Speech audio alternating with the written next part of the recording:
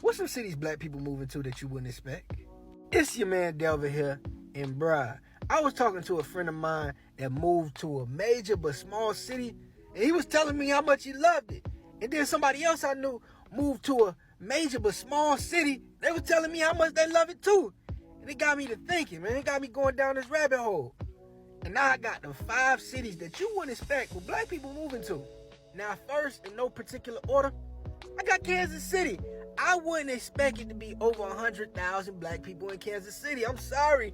I don't know what they expect from Kansas City. No disrespect. But to know that they have over 100,000 people in Kansas City, that's what's up. And Kansas City was home to a lot of soul singers back in the day. And they got that famous line in the movie The Mac. Kansas City Mac. You feel me? So, hey, man. And the good thing about Kansas City is when people move there, they stay there. You know, it ain't like people going in and out. When people move to Kansas City, they usually love it. They have a small increase. Right now, they're like 150,000. So, hey, man, Kansas City doing their thing. Next up, I got Denver. Only 65,000, but that number is increasing. Denver has a rich black history with the black cowboys back in the day. And right now, it's home to the richest black man in America, Robert Smith. Let me tell you something right now. The black people in Denver are very cultured. And guess what? They want y'all to come now. They want y'all to come rock with them. Y'all be going to Atlanta and Chicago and New York, places where it's too full. Go somewhere where they want you at. They want to show you some love. And Denver got some culture, beautiful scenery. Hey, man, Denver might be the next hotspot. Next up, the biggest surprise to me, over 250,000 black people are in Indianapolis.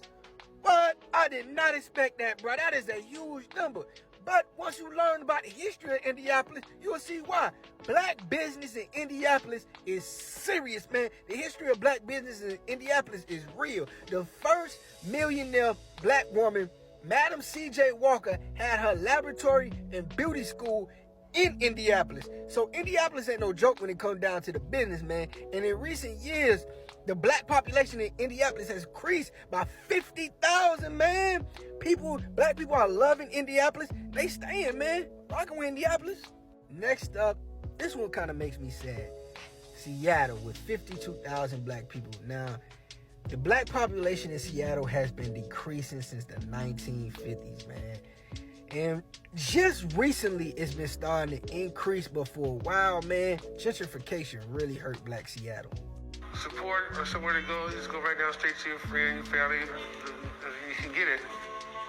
The neighborhood has changed since then. Gentrificated, it's a lot of people you don't know now who live in the central area. Historical records from the city show at one point in the 1960s, the Central District was made up of 90% black residents. Over decades, that number has dropped drastically, while the number of white people moving to the area increased. Yeah, man, that gentrification is wicked, man.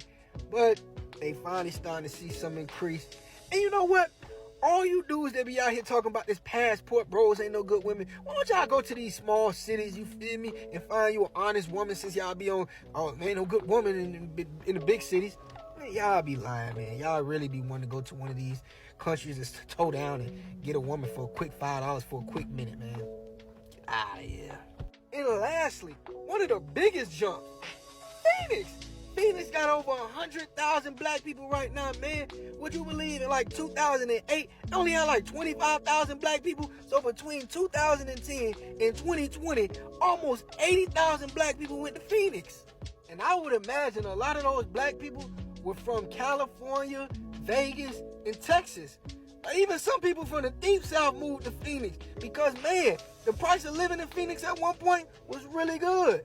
But just like anything good for black people, they gotta try to ruin it for us.